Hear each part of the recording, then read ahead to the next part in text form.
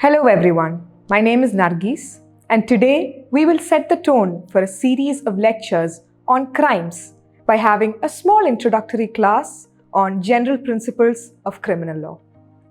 The great legal scholar Salmond defined crime as an act deemed by law to be harmful to society in general, even though the immediate victim is an individual.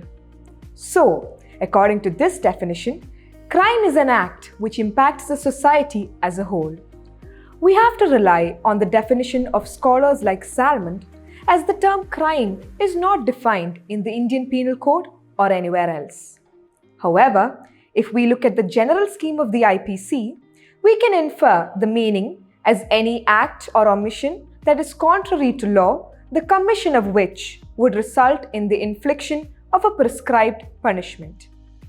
It can be said that the basic idea of criminal law lies in a Latin maxim, which is actus non facit reum nisi mens sit rea. It means that nothing is a crime unless done with a criminal or guilty mind.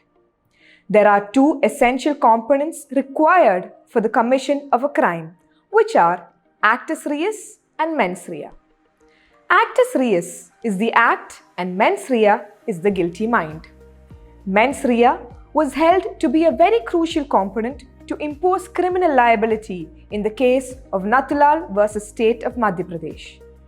But does this mean that without the presence of mens rea, a crime cannot be said to have been committed? The answer is no.